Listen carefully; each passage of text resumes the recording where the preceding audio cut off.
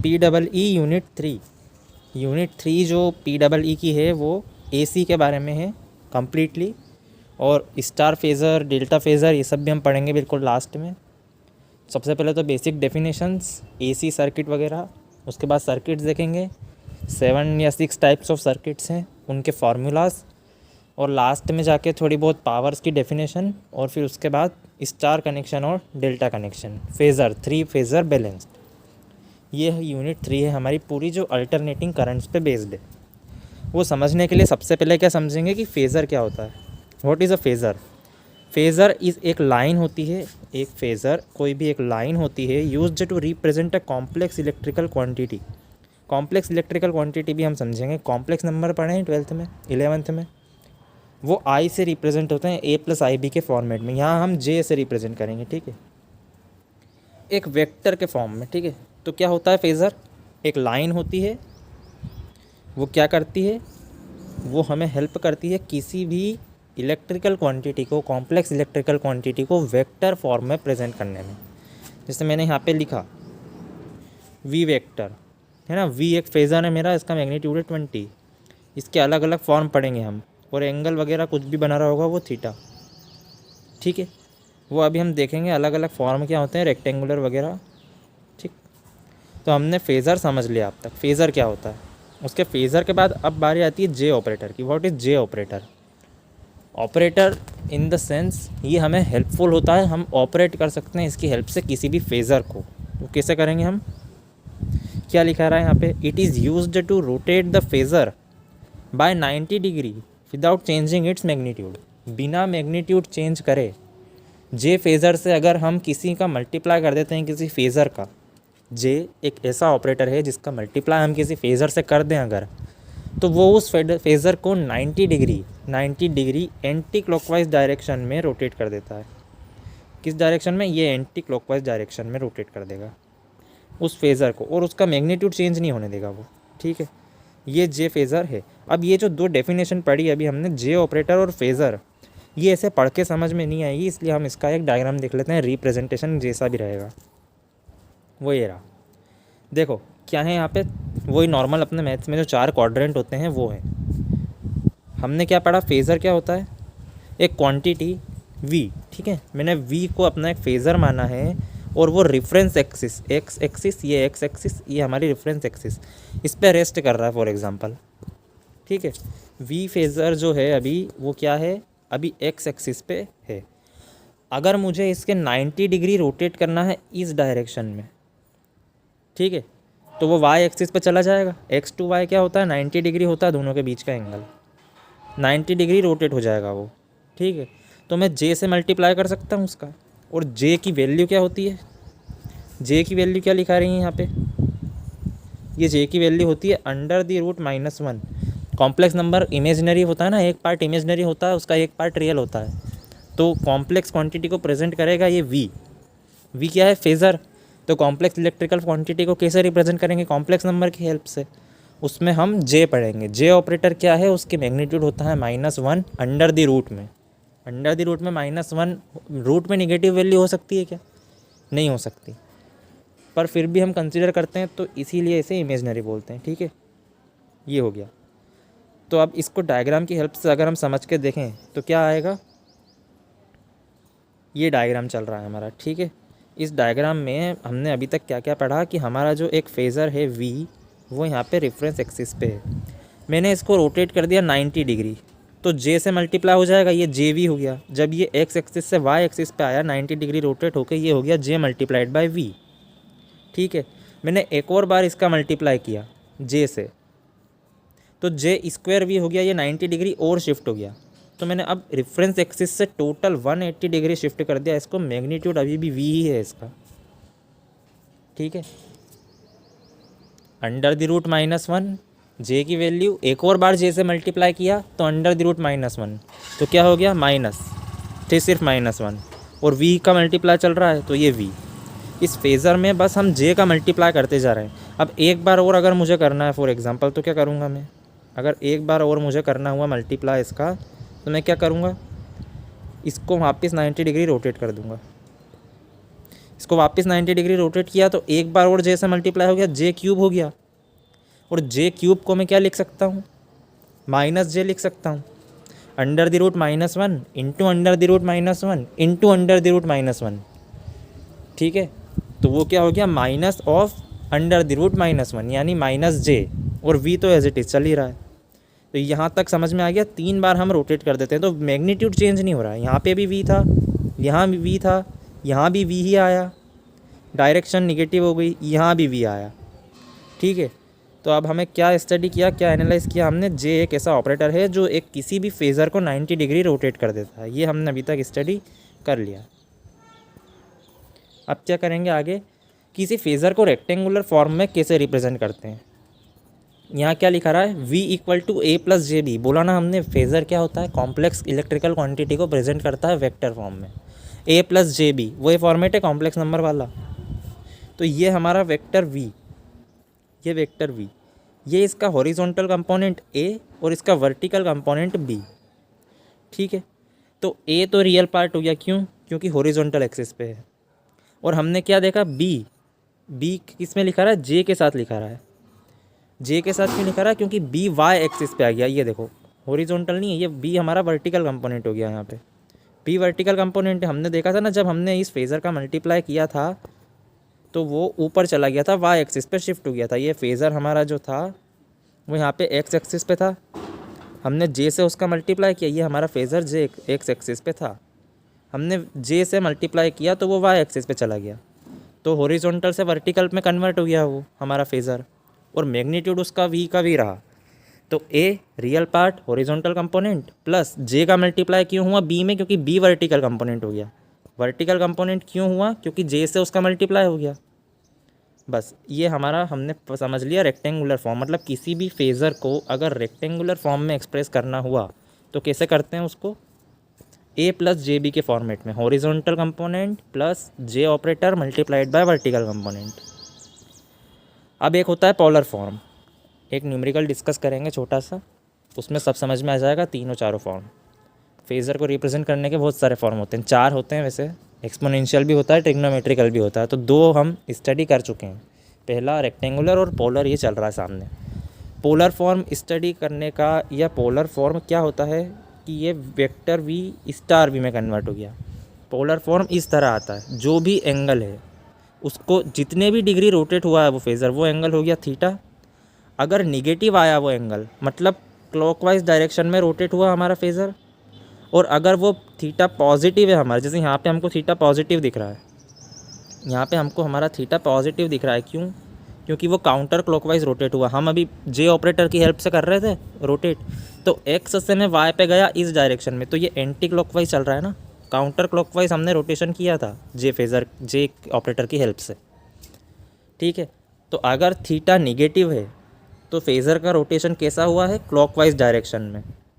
हमने कैसा किया था, एंटी क्लॉकवाइज, एंटी क्लॉकवाइज में पॉजिटिव, और काउंटर क्लॉकवाइज में, या काउंटर क्लॉकवाइज या एंटी क्लॉकवाइज एक ही बात होती है, वो हो गया पॉजिटिव थीटा, और क्लॉकवाइज में निगेटिव थीटा, ठीक है। तो पोलर फॉर्म को रिप्रेजेंट करने का क्या तरीका हुआ, v का जो भी मैग्नीट्यूड है, v का, जैसे आपको रेक्टेंगुलर फॉर्म दे रखा है, अगर v equal to a plus J B दे रखा है आपको, ठीक है, तो आप v का मैग्नीट्यूड निकालोगे, वो हम सीखेंगे अभी कैसे निकालना है।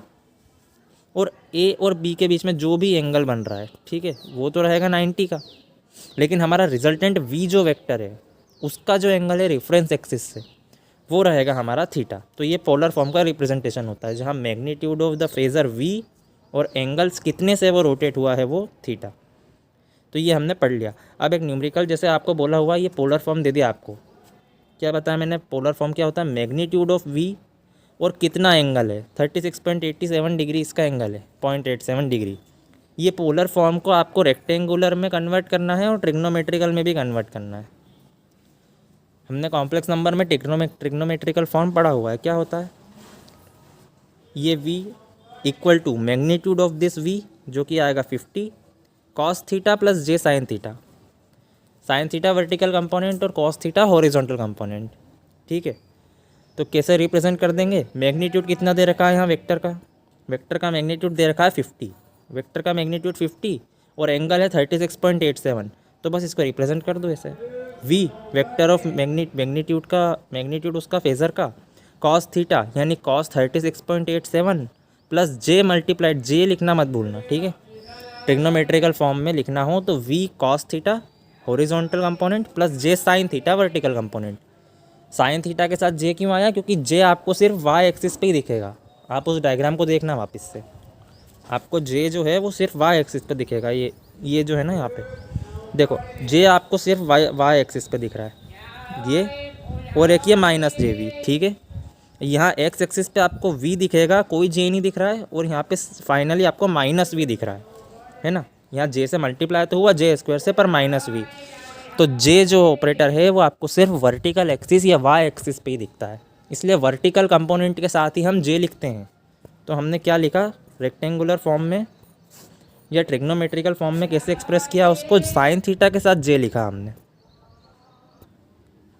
ठीक है। तो हमने कैसे ट्रिग्नोमेट्रिकल फॉर्म में एक्सप्रेस किया, हमको क्या क्या दे रखा था, हमको बोला हुआ था कि ये पोलर फॉर्म है आपका, जिसमें v का मैग्नीट्यूड है 50, आपके फेज़र का मैग्नीट्यूड, और आपका एंगल जिससे रोटेट हो रहा है वो है 36.87। इसको एक्सप्रेस करो ट्रिग्नोमेट्रिकल में, कैसे किया, v मैग्नीट्यूड 50 प्लस नहीं ब्रैकेट में कॉस डिग्री, जितने भी डिग्री से रोटेट हुआ है cos theta, plus J multiplied by sine theta. Sine मैं फिर बोल रहा हूँ, जे का मल्टीप्लाई साइन के साथ ही क्यों हुआ, क्योंकि साइन जो है वो यहाँ पे वर्टिकल कंपोनेंट हो जाएगा आपका, या आपकी एक्सिस, यहाँ पे cos theta horizontal, sign theta vertical, और जे हमने अभी देखा सिर्फ वाई एक्सिस पे ही मिलता है, तो जे का मल्टीप्लाई साइन के साथ हो गया, ठीक है। ये हमने जे ऑपरेटर के बारे में एक और बात देख ली कि वो सिर्फ आपको वाई एक्सिस पे ही मिलेगा, एक्स एक्सिस पे आपको वी, और एक्स डैश एक्सिस पे, एक्स डैश वाली साइड पे आपको माइनस वी मिल जाएगा, ठीक है। ये हमारा ट्रिग्नोमेट्रिकल।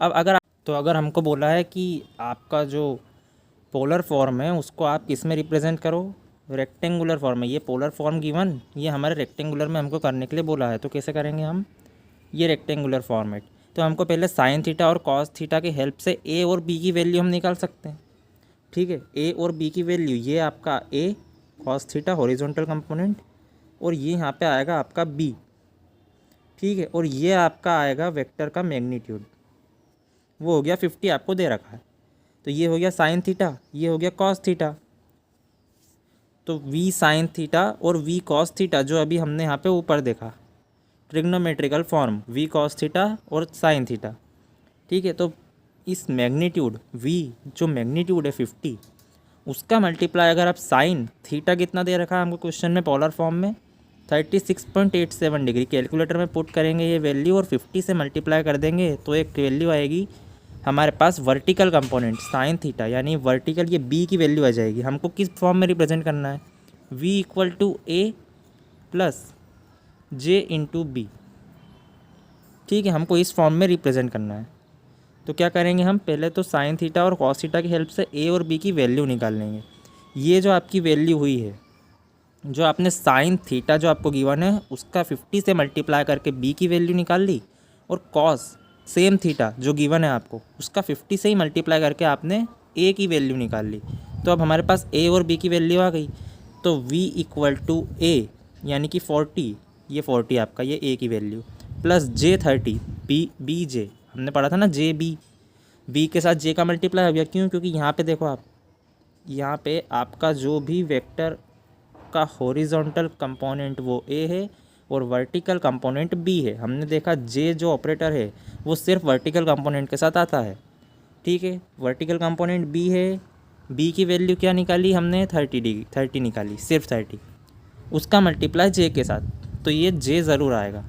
हमने बोला ना वी के कितने भी रिप्रेजेंटेशन हो फॉर्म के, जे ज़रूर आएगा उसमें। क्यों आएगा, क्योंकि हमको एक कॉम्प्लेक्स नंबर फॉर्मेट तभी मिलता है जब एक इमेजनरी ऑपरेटर उसमें आता है। हमने पढ़ा था ना उसकी डेफिनेशन फेज़र की, कि एक ऐसी वेक्टर लाइन होती है जो कि हमको किसी भी कॉम्प्लेक्स इलेक्ट्रिकल क्वांटिटी को, तो कॉम्प्लेक्स में जो कॉम्प्लेक्स है वो क्या है, वो ये जे ही है, ये कॉम्प्लेक्स नंबर है आपका जो चल रहा है 40 प्लस जे 30 वोल्ट्स, ये आपका रेक्टेंगुलर फॉर्म हो गया, ठीक है।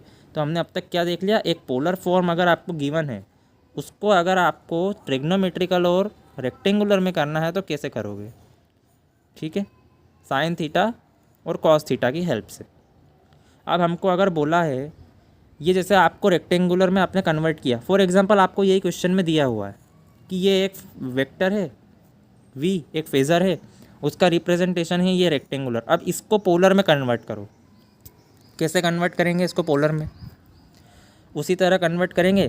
एक वेक्टर का एडिशन का सम है ना ये, तो वेक्टर एडिशन अगर 90 डिग्री पे इंक्लाइंड होते हैं, हमने क्या पढ़ा था, वो एक्सिस वाला आपको याद रखने की ज़रूरत पड़ेगी।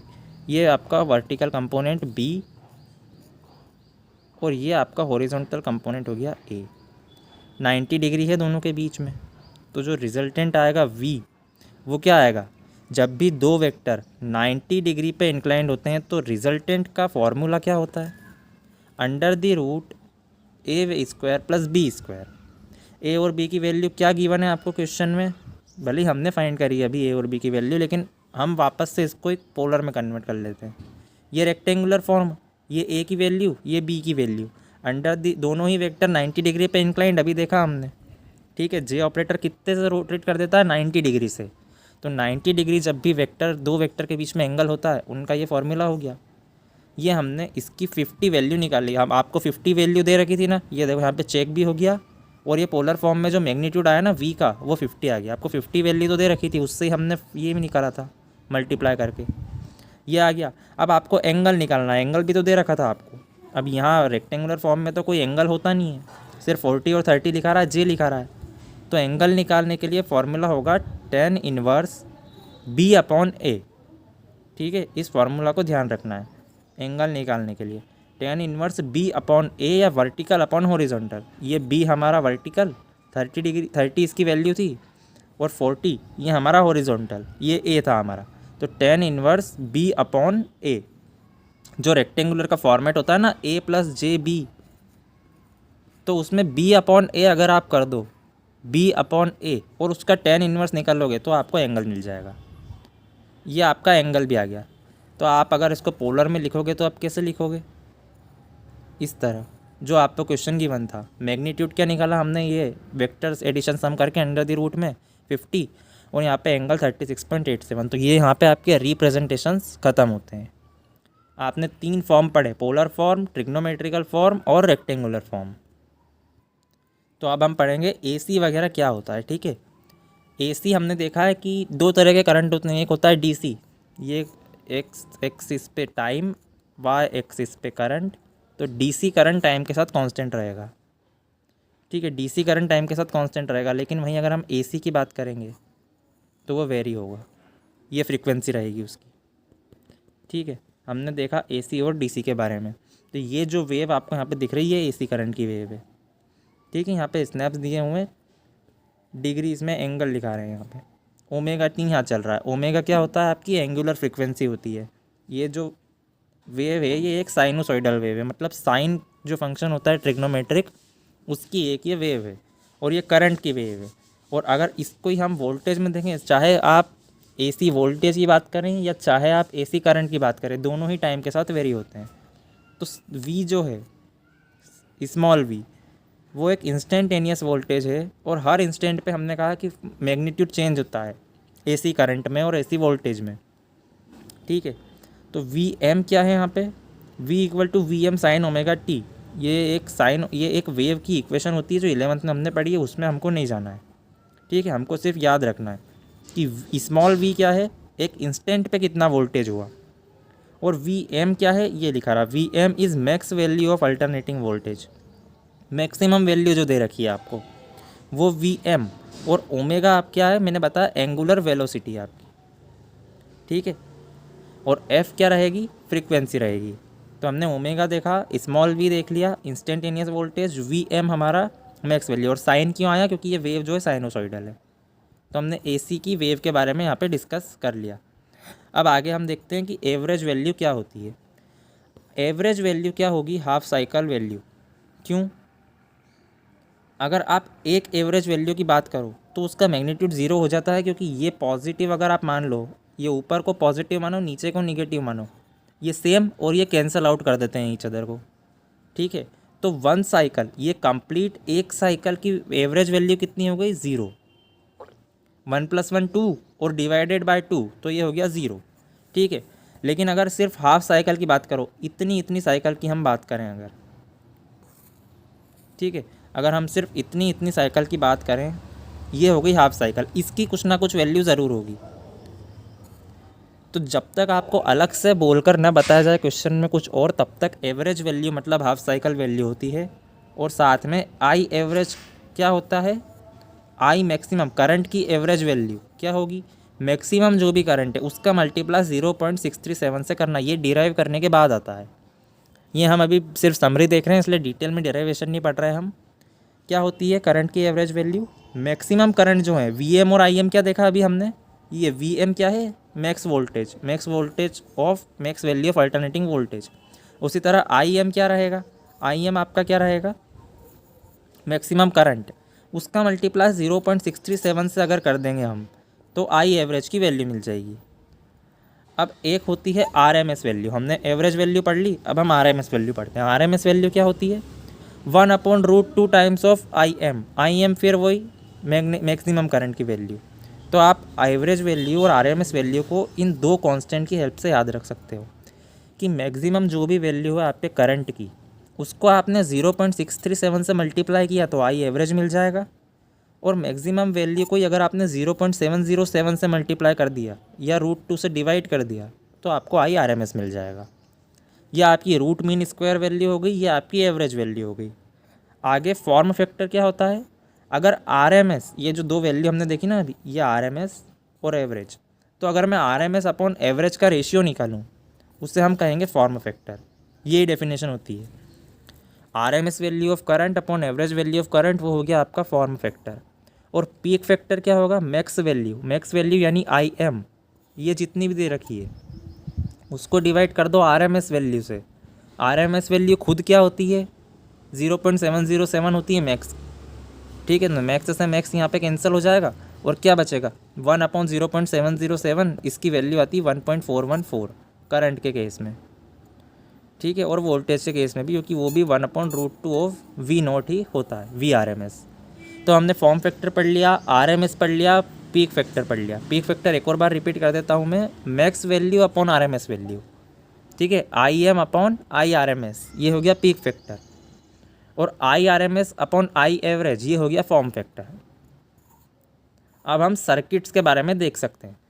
अगर कोई ऐसा सर्किट जो एसी सप्लाई से कनेक्टेड हो, जिसमें सिर्फ रजिस्टर हो, ठीक है, सिर्फ एक रजिस्टर कनेक्टेड है उस सर्किट में, तो वोल्टेज जो रहेगा और करंट जो रहेगा उन दोनों के बीच में फेज़ एंगल 0 रहेगा, क्योंकि दोनों ही सेम डायरेक्शन में रहेंगे। इतना आपको याद रखना है। अभी हम समराइज़ कर रहे हैं ना, तो सिर्फ रजिस्टर के केस में वी आर और आई आर यानी voltage across register and current through the register बिल्कुल सेम डायरेक्शन में रहेंगे। तो ये इसका फेज़र डायग्राम भी बना हुआ है यहाँ पे, आप अगर देखो तो जितना एंगल आई का है उतना ही एंगल वी का है, ओमेगा टी, ठीक है। वो वेव क्या होती है हमारी, साइन ओमेगा टी पढ़ते हैं ना हम, अभी हमने रिप्रेजेंटेशन पढ़ा साइन वेव का, तो कैसे रिप्रेजेंट करेंगे, साइन ओमेगा टी से। पर ओमेगा टी जो रहेगा वो करंट और वोल्टेज दोनों के ही इसमें सेम रहेगा। क्यों, क्योंकि फेज़ डिफरेंस होता ही नहीं है, जितना एंगल वोल्टेज का उतना ही एंगल करंट का रेफरेंस एक्सिस से। तो वोल्टेज और करंट का क्या फेज़ डिफरेंस हो गया, 0। रजिस्टर के केस में वोल्टेज और करंट का फेज़ डिफरेंस होता है 0। अब अगर कोई ऐसा सर्किट हम पढ़ें जिसमें सिर्फ कैपेसिटर हो, उसके लिए आपको क्या याद रखना है, हम डिटेल में नहीं पढ़ेंगे ज़्यादा, को 1/ωc याद रखना है। ओमेगा क्या है, एंगुलर फ्रिक्वेंसी, सिर्फ एफ क्या बताया था मैंने, फ्रिक्वेंसी, उसका मल्टीप्लाई 2 से कर दूँ। 2 क्या हो गया, 360 डिग्री रोटेशन। 2 पाई मतलब 180, 2 मतलब 360। फ्रिक्वेंसी का मल्टीप्लाई मैंने 360 डिग्री से किया तो एंगुलर हो गई वो कंप्लीट रोटेशन 360 डिग्री से, उसको मैं सिर्फ ओमेगा से रिप्रेजेंट कर सकता हूँ। तो जब आप डिराइवेशन करते हो तो आपको वहाँ पे सब कुछ समझ पड़ेगा, लेकिन जब हम यहाँ पे सिर्फ समरी पढ़ रहे हैं तो आपको इतना याद रखने की ज़रूरत है, जब भी कैपेसिटर कनेक्टेड है सिर्फ, ठीक है, तो जितना भी रिएक्टेंस रहेगा, कैपेसिटिव रिएक्टेंस, जैसे रजिस्टर के केस में क्या होता है, रेजिस्टेंस जो करंट के फ्लो को अपोज करता है, उसी तरह अगर सर्किट में सिर्फ कैपेसिटर कनेक्टेड है, ये कैपेसिटर कनेक्टेड है, तो जो भी अपोजिशन मिलेगा करंट को वो क्या रहेगा, X C. This is known as capacitive reactance, ठीक है, कैपेसिटिव रिएक्टेंस बोलते हैं इसको। और रजिस्टर के केस में हम उसे रेजिस्टेंस कहते हैं। उसकी वैल्यू क्या रहेगी, 1/ωc। तो ओमेगा तो हमने देख लिया, आपको फ्रीक्वेंसी दी होगी 50, जैसे नॉर्मली 50 देकर रखते हैं, और 2 पाई आपको पता ही है कि क्योंकि खुद एक कांस्टेंट है तो ओमेगा की वैल्यू तो हमने निकाल ली। सी आपको यहाँ पे कैपेसिटर का वैल्यू दिया होगा ना, कि जैसे 6 माइक्रोफेरेड का कैपेसिटर है तो 6 माइक्रोफेरेड आपकी सी की वैल्यू हो गई। ओमेगा की वैल्यू यहाँ से फाइंड कर ली, तो हमने एक्स सी की वैल्यू फाइंड कर ली। ठीक है, एक्स सी क्या हो गया, टोटल रिएक्टेंस या टोटल जो रेजिस्टेंस ऑफर किया जाएगा आपके करंट के फ्लो को, सिर्फ एक ऐसे सर्किट में जहाँ पे सिर्फ कैपेसिटर कनेक्टेड है। तो देखो, जिस तरह आपका रजिस्टर, उसमें करंट और वोल्टेज की डायरेक्शन बिल्कुल सेम थी, मतलब फेज डिफरेंस फाई, अगर हम डिनोट करें फेज डिफरेंस फाई एंगल को, तो वो कितना हो गया, 0। मतलब वोल्टेज और करंट दोनों सेम डायरेक्शन में रजिस्टर के केस में। तो अगर आप कैपेसिटर का केस कंसीडर करें तो कैपेसिटर के केस में करंट लीड करता है। कैपेसिटर के केस में करंट लीड करेगा, मतलब जैसे जो भी आपका करंट फ्लो हो रहा है कैपेसिटर के थ्रू, मान लो उसकी डायरेक्शन ये रही, ये हमारे करंट की डायरेक्शन, तो करंट हमेशा लीड करेगा वोल्टेज को, तो वोल्टेज लैग करेगा नीचे 90 डिग्री। ठीक है, हमारा वोल्टेज जो रहेगा वो नीचे रहेगा, 90 डिग्री लैग करेगा। ये वोल्टेज की डायरेक्शन नीचे और ये हमारे करंट की डायरेक्शन। तो कैपेसिटर के केस में करंट जो है वो लीड करता है वोल्टेज को 90 डिग्री से। कैपेसिटर के केस में करंट लीड करेगा वोल्टेज को 90 डिग्री से। ठीक है, जब हम इंडक्टर का केस स्टडी करेंगे तो हम उसमें समझेंगे एक फेज़र डायग्राम से किस तरह। हमने कैपेसिटर का केस देखा, क्या क्या पढ़ लिया, एक्स सी कैपेसिटिव रिएक्टेंस, ओमेगा उसकी वैल्यू 2 पाई एफ। अब हम ऐसे चलते हैं ऐसे सर्किट की तरफ जहाँ पे सिर्फ इंडक्टर हो। ठीक है, जहाँ सिर्फ और सिर्फ इंडक्टर लगा हो। ये एक ऐसा सर्किट जहाँ सिर्फ इंडक्टर लगा हुआ है। यहाँ पे आपको याद रखने लायक सिर्फ ये बात है कि जो ओमेगा एल है, जैसे अभी हमने देखा कैपेसिटर में 1/ओमेगा सी क्या था, कैपेसिटिव रिएक्टेंस। उसी तरह 1 में ना होकर न्यूमरेटर में ही ओमेगा एल रहता है, सी की जगह पे एल, जो भी आपको वैल्यू दे रखी होगी यहाँ पे एल की, वो आ जाएगा और इक्वल में रहेगा इंडक्टिव रिएक्टेंस। जिस तरह कैपेसिटिव रिएक्टेंस क्या था कि वो रेजिस्टेंस जो पूरा सर्किट ऑफर करेगा करंट के फ्लो को, वो कैपेसिटिव रिएक्टेंस जब सिर्फ कैपेसिटर कनेक्टेड हो। उसी तरह जब सिर्फ इंडक्टर कनेक्टेड है आपके सर्किट में, तो करंट को जो भी अपोजिशन मिलेगा वो क्या रहेगा, इंडक्टिव रिएक्टेंस रहेगा। उसकी वैल्यू रहेगी omega multiplied by value of the inductor या इंडक्टेंस की वैल्यू। ठीक है, आगे ओमेगा वापस 2 पाई एफ रहेगा। फ्रीक्वेंसी अगर 50 दी है तो 50 मल्टीप्लाइड बाय 2 पाई आपकी एंगुलर फ्रीक्वेंसी हो जाएगी। उसका मल्टीप्लाई आप एल की जो गिवन वैल्यू उसमें करेंगे तो आपको इंडक्टिव रिएक्टेंस मिल जाएगा यहाँ से। अब हमने एक बात पढ़ी थी कि रजिस्टर के केस में जो वोल्टेज और करंट होते हैं वो सेम डायरेक्शन में होते हैं, फेज डिफरेंस 0। उसके बाद हमने देखा कि जो कैपेसिटर था, कैपेसिटर में करंट जो है वो 90 डिग्री लीड करता है वोल्टेज को, 90 डिग्री लीड करता है करंट किसको, वी वोल्टेज को।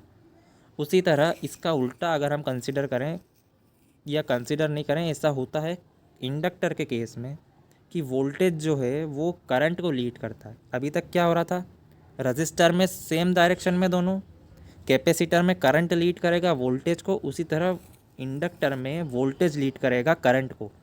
ये रेफरेंस एक्सिस फॉर एग्जांपल हमारी। ठीक है, यहाँ से ओमेगा टी के एंगल पे, ओमेगा टी एंगल पे अगर वी है वोल्टेज, तो ये वोल्टेज लीड कर रहा है करंट को omega T minus pi by 2। Minus pi by 2 मतलब ओमेगा टी क्या है, वोल्टेज का एंगल रेफरेंस एक्सिस से, उससे अगर मैं 90 डिग्री माइनस कर दूं तो मुझे करंट का डायरेक्शन मिल जाएगा। मतलब करंट को लीड कर रहा है वोल्टेज 90 डिग्री। ठीक है, इस डायग्राम को बहुत सिंपली हम समझ सकते हैं। ओमेगा टी वोल्टेज का एंगल रेफरेंस एक्सिस से, उसमें से पाई बाय 2 यानी 90 डिग्री माइनस कर दो। ठीक है, या करंट का जो भी एंगल रहेगा उसमें पाई बाय 2 प्लस कर दो तो वोल्टेज का मिल जाएगा, क्योंकि करंट पीछे होता है या वोल्टेज लीड करता है करंट को इंडक्टर के केस में। ये हमने पढ़ लिया अब तक। ठीक है, इतना हमारा हो गया। यहाँ पे आपको याद रखने लायक एक ही बात है, आपको इंडक्टिव रिएक्टेंस समझ में आना चाहिए, ओमेगा मल्टीप्लाइड बाय एल होता है। अब हम आगे ऐसे सर्किट की तरफ चलते हैं जो कॉम्बिनेशन पे बेस्ड हो। जैसे पहला आएगा आर और सी, एक रजिस्टर और एक कैपेसिटर अगर कनेक्टेड है। ठीक है, तो एक कैपेसिटर के अक्रॉस अलग वोल्टेज रहेगा, देखिए क्योंकि सीरीज़ कनेक्शन है यहाँ पे, कैपेसिटर और रजिस्टर का, और AC सप्लाई है वोल्टेज का। तो यहाँ पे रजिस्टर के अक्रॉस अलग वोल्टेज रहेगा और कैपेसिटर के अक्रॉस अलग वोल्टेज रहेगा, VC और VR, क्योंकि सीरीज़ में वोल्टेज डिफरेंट होता है और करंट सेम रहेगा। तो हमने अभी देखा जैसे करंट की डायरेक्शन तो सेम रहेगी, ये करंट की डायरेक्शन, ये I लिखा रहा है यहाँ पे, दोनों में करंट का मैग्नीट्यूड भी सेम रहेगा, डायरेक्शन भी दोनों में सेम रहेगी। पर अगर हम IR की बात करें, यानी करंट थ्रू रजिस्टर, ये इस डायरेक्शन में जा रहा है, उसी डायरेक्शन में हमने पढ़ा वोल्टेज भी होता है, तो ये VR की भी सेम डायरेक्शन हो गई। यहाँ पे सिर्फ इस लाइन को अगर हम देखें, सिर्फ इस लाइन को, तो क्या दिख रहा है हमको, करंट की जो डायरेक्शन है वही डायरेक्शन वोल्टेज की भी है रजिस्टर के केस में, क्योंकि फेज डिफरेंस 0 हो गया। लेकिन अगर हम कैपेसिटर की बात करें तो हमने क्या पढ़ा था, करंट लीड करता है वोल्टेज को, तो देखो कैपेसिटिव वोल्टेज जो है वो 90 डिग्री नीचे है। ठीक है, अब हमको अगर रिजल्टेंट वोल्टेज निकालना है, यहाँ पे करंट तो सेम है I, पर वोल्टेज अलग अलग है ना, VR और VC, अगर और दो वेक्टर ही हैं, दोनों वेक्टर्स हैं, और अगर दो वेक्टर 90 डिग्री पे इंक्लाइंड होते हैं तो उनका रिजल्टेंट कैसे निकलता है, अभी हमने पढ़ा था, under the root square of both the vectors. एक वेक्टर है VR जो करंट की ही डायरेक्शन में है, एक वेक्टर है VC जो करंट से लैग कर रहा है 90 डिग्री, दोनों को एडअप किया।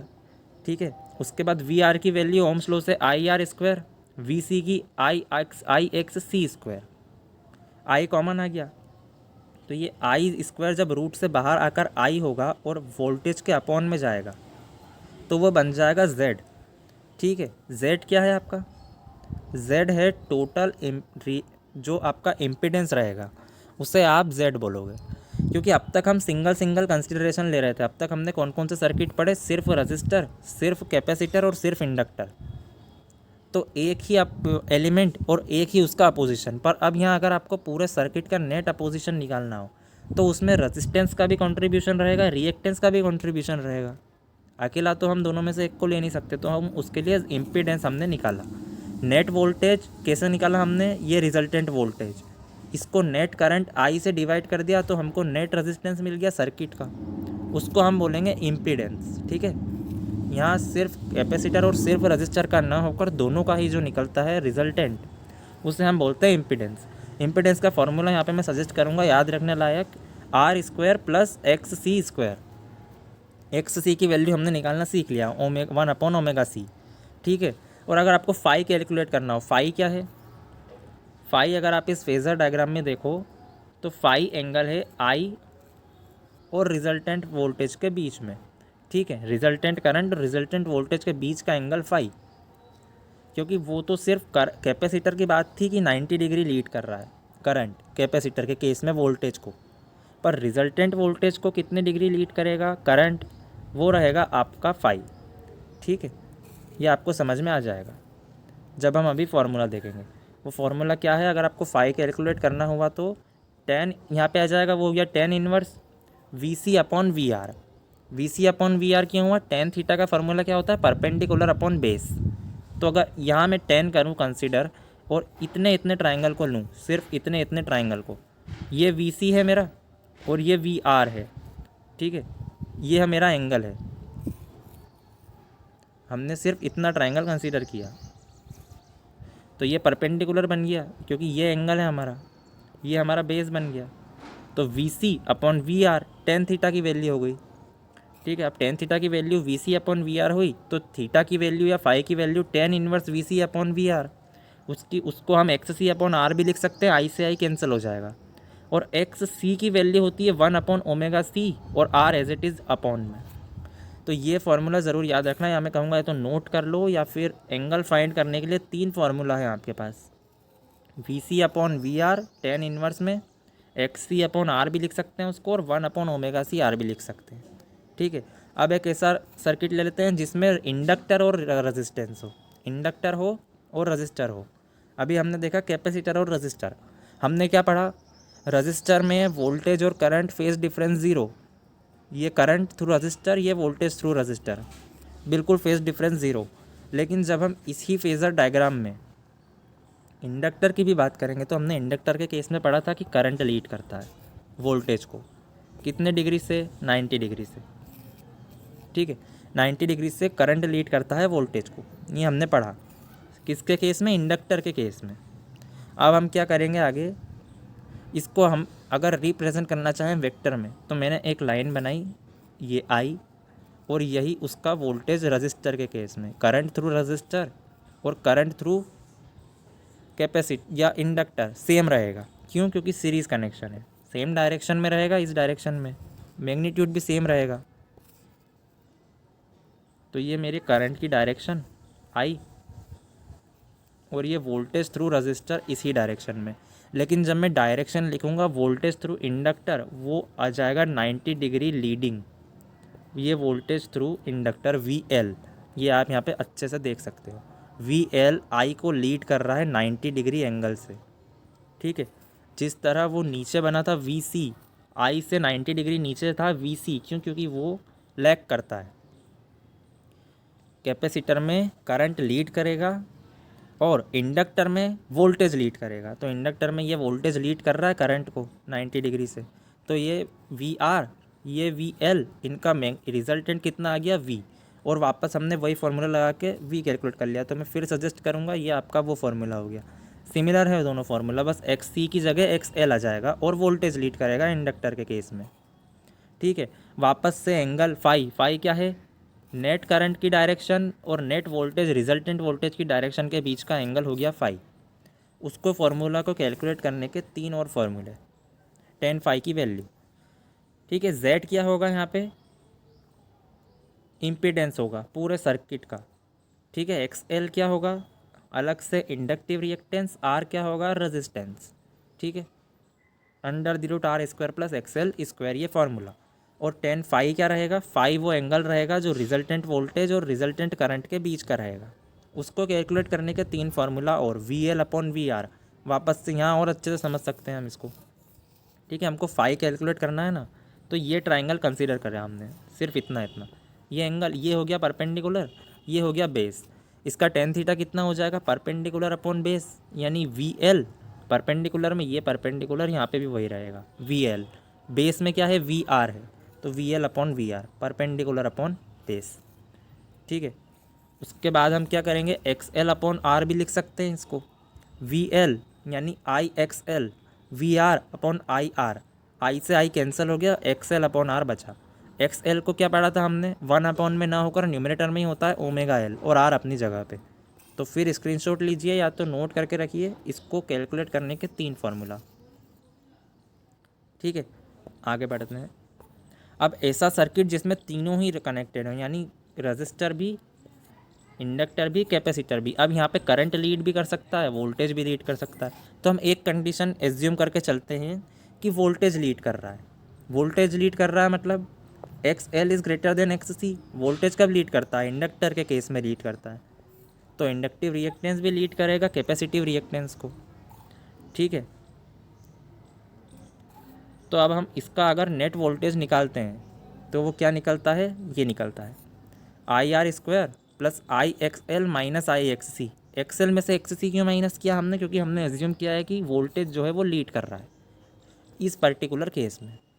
पर अब आप देखो, अगर आप सोचोगे अगर IXC लीड करेगा तो हमने यहाँ पे स्क्वायर कर दिया। अगर मैं 1 - 2 का स्क्वायर करूँ या मैं 2 - 1 का स्क्वायर करूँ, मुझे वैल्यू सेम मिलेगी 1² यानी कि 1। 1 - 2 मैंने माना कि वो -1 होगा, पर -1 का स्क्वायर भी तो आपको 1 ही मिलेगा पॉजिटिव। तो आप XL - XC करो या फिर आप XC - XL करो, आपको आंसर सेम मिलना है। तो ये जो आपका फॉर्मूला यहाँ पे लिखा रहा है IXL - IXC, इसको आप अगर करंट की जो बात है, अगर करंट लीड कर रहा हो कैपेसिटर में, जैसे हमने क्या एज्यूम किया यहाँ पे वोल्टेज लीड कर रहा है करंट को, हमने अगर ये एज्यूम किया है। और अगर एक बात और हो गई कि अगर कैपेसिटर में करंट लीड कर रहा है फॉर एग्जांपल, तो किसी में से भी किसी को भी माइनस करो, मिलना आपको पॉजिटिव ही है। तो मैं फिर सजेस्ट करूँगा आप ये फार्मूला ज़रूर नोट कर लेना। ठीक है, ये Z वाला जो फार्मूला लिखा रहा है, नेट इम्पीडेंस क्या होगा इस सर्किट का? ये होगा R² plus XL minus XC if VL leads VC। हमने क्या देखा? VL VC को लीड कर रहा है। ठीक है, V लीड्स I/5। तो इसको यहाँ पे भी थीटा जो फाई है उसको कैलकुलेट करने के दो फार्मूला यहाँ पे हमारे पास हैं, V L minus V C upon R equal to X L minus X C upon R. अब रिजोनेंस कंडीशन पढ़ लेते हैं, ठीक है। रिजोनेंस क्या होता है, जब इंडक्टिव रिएक्टेंस और कैपेसिटिव रिएक्टेंस इक्वल हो जाते हैं। तो अभी हमने फार्मूला क्या पढ़ा, देखो यहाँ पे हमने क्या फार्मूला पढ़ा, यहाँ पे जेड का फार्मूला ये रहा, R square plus X L minus X C square. अब ये बोल रहा है कि एक्स एल और एक्स सी इक्वल है, तो ये टर्म तो ज़ीरो हो गई, X L minus X L zero. क्या बचा, जेड इक्वल टू सिर्फ आर स्क्वायर, तो Z equal to R square plus zero, Z equal to under the root R square बचा है सिर्फ। तो ये क्या आ जाएगा, सिर्फ आर। मतलब अगर रिजोनेंस कंडीशन है तो एक्स एल और एक्स सी ज़ीरो होंगे, और तीनों ही एलिमेंट्स के रेजिस्टेंस अलग अलग इंक्लूड ना होकर सिर्फ जो रेजिस्टेंस रहेगा, टोटल इम्पीडेंस जो रहेगा सर्किट का, वो सिर्फ रेजिस्टेंस रहेगा, ठीक है। क्योंकि एक्स एल एक्स सी एक दूसरे को कैंसिल कर देंगे। तो अगर रेजिस्टेंस मिनिमम हो गया तो करंट आपका मैक्सिमम हो गया। और मैं फिर सजेस्ट करूँगा कि फ्रीक्वेंसी का जो फार्मूला है एट रिजोनेंस उसको नोट डाउन कर लेना, 1/2 under the root magnitude of L multiplied by magnitude of C, आपको जो देके रखेंगे, ठीक है। ये हो गया हमारा। अब आगे हमको क्या पढ़ना है, आगे हमको कुछ डेफिनेशंस पढ़नी है बेसिक सी। पावर फैक्टर क्या होता है, cos phi, V into I into cos phi, ये आपका पावर फैक्टर होता है, ठीक है। पावर फैक्टर को या तो आप कॉस फाई से डिनोट करो, सिर्फ पावर फैक्टर को। मैंने अभी जो लिखा V maximum into I maximum multiplied by cos phi, इसमें जो ये कॉस फाई है ये आपका पावर फैक्टर है, और ये जो पूरा फार्मूला है ये पूरा फार्मूला आपका पावर का है, ठीक है। ये पावर का फार्मूला है आपका, V M I M cos phi is the formula for true power, ठीक है। और सिर्फ v मल्टीप्लाइड बाय आई, बिना किसी कॉस फाई के, सिर्फ v मल्टीप्लाइड बाय आई ये अपेरेंट पावर का फार्मूला है। उसी तरह अगर कॉस फाई की जगह V M into I M into sine phi आ जाता है तो वो आपकी रिएक्टिव पावर हो जाती है, ठीक है। v multiplied by I multiplied by sign अगर आ जाएगा तो वो आपकी रिएक्टिव पावर हो जाएगी, जो यूजलेस पावर होती है एक तरह से। और आपकी जो ट्रू पावर होती है, ट्रू पावर मतलब सर्किट में जो एक्चुअली कंज्यूम हो रही है, वो ट्रू पावर का फॉर्मूला क्या रहेगा आपका, V M into I M into cos phi, और वो वही कॉस फाई आपका पावर फैक्टर होता है। तो पावर फैक्टर के 3 फार्मूले यहाँ पे लिखा रहे हैं, रेजिस्टेंस अपॉन इम्पीडेंस या true power upon apparent power. कैसे होगा true power upon apparent power, true power का क्या फॉर्मूला बताया हमने, V M into I maximum multiplied by cos phi, ये ट्रू पावर का फॉर्मूला।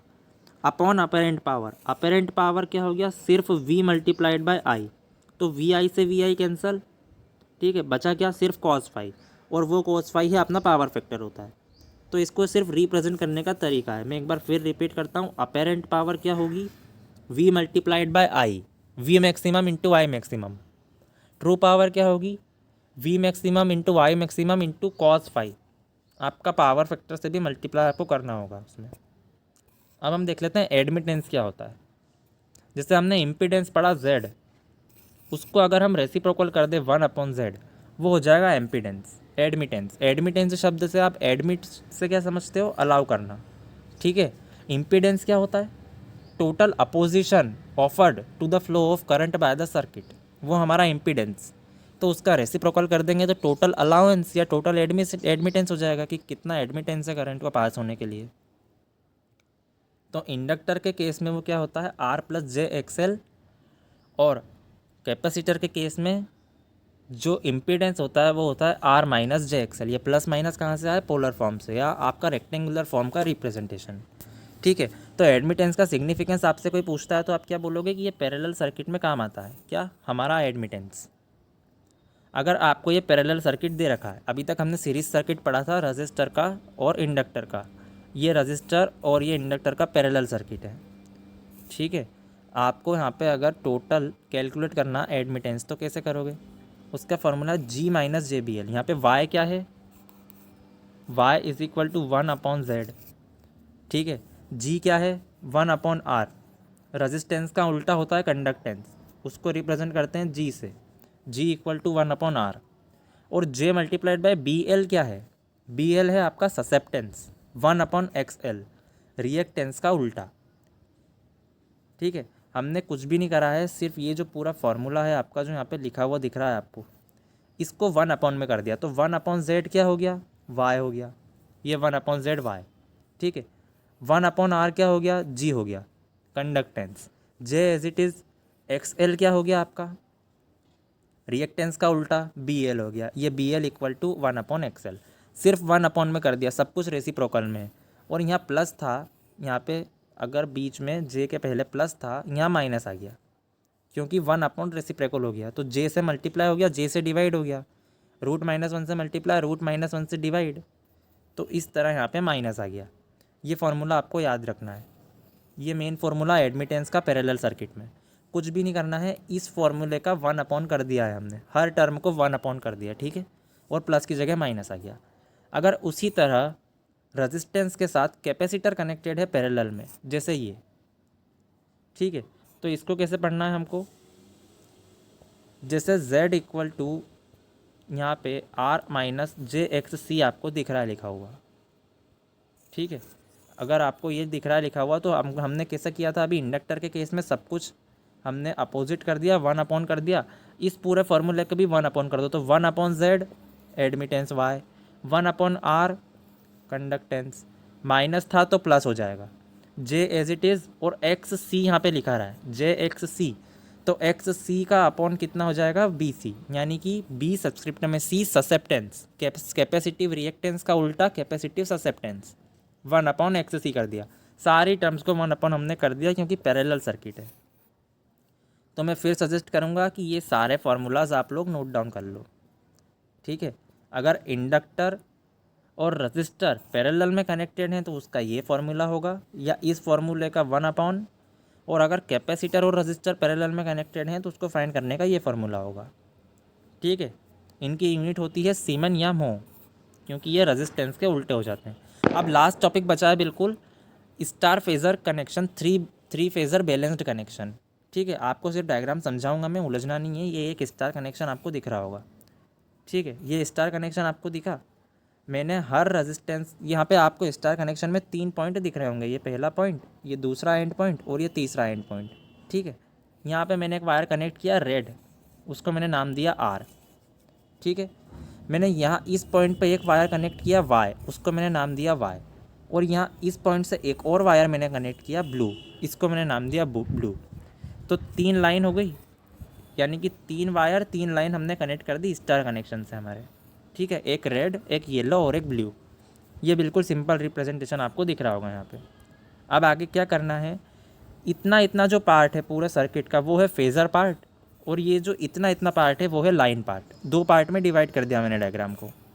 ठीक है, तो लाइन के अक्रॉस जो वोल्टेज रहेगा वो क्या रहेगा, EL से मैंने रिप्रेजेंट किया उसको, लाइन वोल्टेज, चाहे वो लाइन IR-Y के बीच का वोल्टेज हो, Y और B लाइन के बीच का वोल्टेज हो, या R और B लाइन के बीच का वोल्टेज हो, तीनों सेम रहेंगे। सेम क्यों रहेंगे, क्योंकि हम बैलेंस्ड कनेक्शन पढ़ रहे हैं।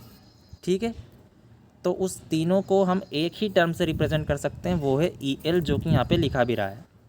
EL is equal to ER-Y, EY-B या EB-R। लाइन वोल्टेज को हम EL से रिप्रेजेंट करेंगे। उसी तरह फेज़ वोल्टेज भी बैलेंस्ड है सब कुछ। ठीक है, फेज़र वोल्टेज भी बैलेंस्ड है। तो जो फेज़र वोल्टेज रहेगा यहाँ आपको दिख रहा होगा, ये इसको कैसे रिप्रेजेंट करना है हमको, EPH से। ये EPH नीचे की लाइन में, ठीक है, ये हमने रिप्रेजेंट कर दिया है इसको, और ये भी तीनों सेम रहेंगे क्योंकि बैलेंस्ड है। EPH, NB, NY और NR। N क्या है, अब यहाँ पे आप सोच रहे होगे N क्या है, तो N हमारा वो न्यूट्रल पॉइंट है जहाँ पे तीनों कनेक्टेड होते हैं। ये रहा हमारा N, ये N आपको दिख रहा होगा बीच में। ठीक है, तो फेज़र वोल्टेज तीनों सेम है, लाइन वोल्टेज तीनों सेम है। अब आपको इम्पॉर्टेंट बात क्या है याद रख लेना लायक यहाँ पे, वो मैं बता देता हूँ। वो इम्पॉर्टेंट बात है relation between phase voltage and line voltage. क्या रिलेशन रहेगा फेज़ वोल्टेज लाइन वोल्टेज के बीच में, line voltage is equal to √3 times of phase voltage, और line current is exactly equal to phase current. मैं सजेस्ट यही करूँगा आपको, क्योंकि हम समरी पढ़ रहे हैं, तो आप सिर्फ इन दो फार्मूलाज को ध्यान रख लीजिए।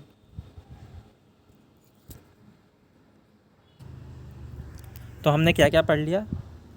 फेज़ वोल्टेज, ये फेज़ वोल्टेज हमने पढ़ा, तीनों इक्वल हैं, ठीक है। उसके बाद हम क्या देख रहे हैं कि इनके बीच में रिलेशन क्या रहेगा। ये हमारा EPH और ये हमारा EL यानी लाइन वोल्टेज। तो लाइन वोल्टेज और फेज़ वोल्टेज के बीच में आपसे अगर रिलेशन पूछा स्टार कनेक्शन में, तो क्या रहेगा? Line voltage is √3 times of phase voltage, ठीक है। I repeat, line voltage is √3 times of phase voltage. और करंट की अगर बात करें, लाइन करंट, या लाइन करंट आपको दिख रहा होगा इस डायग्राम में, वो कहाँ पे है? ये लाइन, यहाँ से करंट IB, ये IY और ये IR, ये लाइन करंट हमारा। और ये EL जो है ये लाइन वोल्टेज है, हर लाइन के बीच का वोल्टेज, ठीक है। ये हमने पढ़ लिया। तो लाइन करंट और फेज़ करंट, इनके बीच में क्या डिफरेंस, क्या रिलेशन रहेगा? ये दोनों इक्वल होते हैं स्टार कनेक्शन में। और अगर आपसे कोई पूछेगा कि फेज़ वोल्टेज और लाइन वोल्टेज के बीच में रिलेशन बताओ स्टार कनेक्शन में, तो क्या बोलोगे? Line voltage is √3 times of phase voltage. और ये पावर का फॉर्मूला नोट डाउन कर लो, ठीक है। ये फेज़ वोल्टेज की टर्म्स में, ये लाइन की टर्म्स में। मैं बोलता हूँ स्नैपशॉट ले लो या फिर नोट डाउन कर लो, क्योंकि यही दो फार्मूलाज इंपॉर्टेंट है। हम ज़्यादा डिटेल में डिस्कस नहीं कर रहे हैं इसको, ठीक है। ये फार्मूलाज इंपॉर्टेंट है यहाँ पे। और अब सेम चीज़ हम पढ़ेंगे डेल्टा कनेक्शन के लिए। ये हमारा लास्ट टॉपिक है इस यूनिट का। अगर अभी हमने स्टार कनेक्शन पढ़ा, वो सीरीज़ में होता है। यहाँ अगर आप ध्यान दो इस डायग्राम में, तो ये सीरीज़ कनेक्शन है। ये इस रेजिस्टेंस का और इस लाइन का सीरीज़ कनेक्शन है। आपको दिख रहा होगा, ये रेजिस्टेंस जहाँ एंड हुआ वहीं हमने लाइन जोड़ दी, ये सीरीज़ हो गया।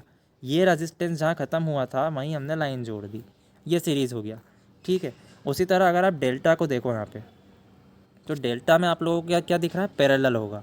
ये रेजिस्टेंस इन दो के बीच में आ रहा है, ठीक है, इन दो लाइन के बीच में। तो दोनों लाइन कैसी हो गई? पैरेलल हो गई। उसी तरह अगर आप इस रेजिस्टेंस को देखोगे, किसको? इस वाले रेजिस्टेंस को, तो ये इस पॉइंट के और इस पॉइंट के बीच में आ रहा है। तो इस पॉइंट से रेड लाइन कनेक्टेड है और इस पॉइंट से ब्लू लाइन कनेक्टेड है। तो R और B ये दोनों भी यहाँ पे पैरेलल हो गए, ठीक है। तो डेल्टा कनेक्शन में पैरेलल्स होती हैं लाइंस, और वहाँ पे सीरीज़ में हो जाती है। तो यहाँ पे जब आपको इम्पॉर्टेंट चीज़ें मैं बताऊँगा, तो वो क्या बताऊँगा? वही रिलेशन। यहाँ पे सिर्फ उल्टा हो गया है। वहाँ पे क्या था?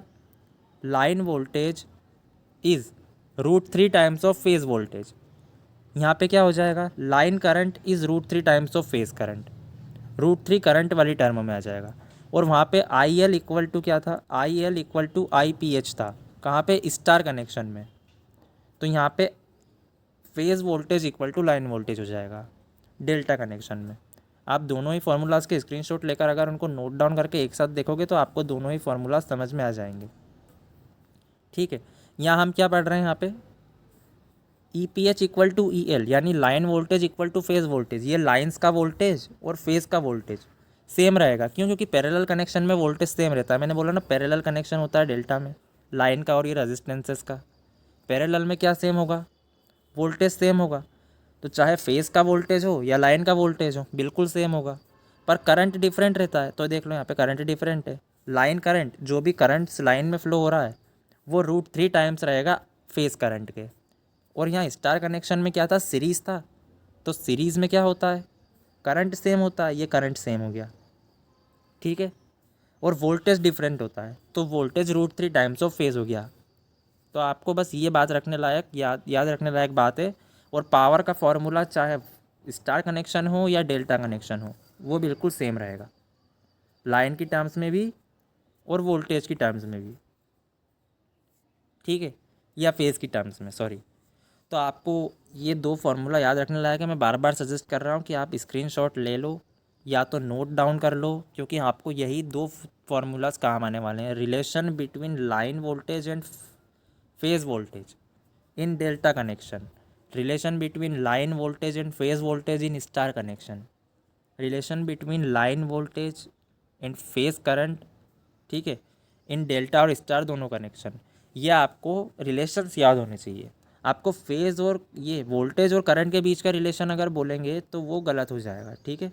आपको याद रखना है वोल्टेज टू वोल्टेज रिलेशन आपको बोला गया है सिलेबस में, और करंट टू करंट रिलेशन किसका, लाइन का और फेज़ का। मैंने बोला था 2 पार्ट में डिवाइड कर रहा हूँ मैं, ये फेज़ इतना इतना, ये इतना इतना लाइन। तो इन लाइन में जो वोल्टेज है और लाइन और फेज़ में जो वोल्टेज है, क्या रिलेशन होगा दोनों के बीच में डेल्टा में, वो ये होगा कि दोनों सेम होंगे। क्यों होंगे? क्योंकि डेल्टा में ये पैरेलली कनेक्टेड है। पैरेलल में वोल्टेज सेम होता है तो चाहे लाइन का वोल्टेज हो या फेज़ का वोल्टेज हो, ये हो गए सेम दोनों। पर करंट डिफरेंट होगा, I L equal to √3 IPH हो गया। और सेम चीज़ अगर आप स्टार में देखो तो सीरीज़ में कनेक्टेड है, सीरीज़ में यहाँ देखो आप, आपका करंट सेम हो गया, ये आपका करंट सेम हो गया, सीरीज़ में करंट सेम हुआ और यहाँ पे आपका ये वोल्टेज डिफरेंट हो गया। ठीक है, मैं फिर बोल रहा हूँ कि आप स्क्रीनशॉट इसका ले लेना। क्यों? क्योंकि ये ज़रूरी है। मैं सब कुछ रफ कर देता हूँ। इसका स्क्रीनशॉट मैंने IMP लिख रखा है क्योंकि अभी वाइवा पॉइंट ऑफ व्यू हो या फिर कुछ भी हो, आपके लिए यही इंपॉर्टेंट है, यही रिलेशंस, ये 2 रिलेशन इंपॉर्टेंट है, स्टार कनेक्शन में भी और डेल्टा कनेक्शन में भी। ये स्टार कनेक्शन का स्क्रीनशॉट आई थिंक आपने ले लिया है, और ये डेल्टा कनेक्शन में जो भी चीज़ें इंपॉर्टेंट है आपके लिए, वो उसका भी स्क्रीनशॉट ले लो आप। यहाँ पे 2 रिलेशन लिखा रहे हैं और पावर का फार्मूला है। तो यहाँ हमारी यूनिट 3 ख़त्म होती है। थैंक यू सो मच, और डिटेल्ड में डिस्कस हो जाएगी प्लेलिस्ट में। Best of luck for your exams.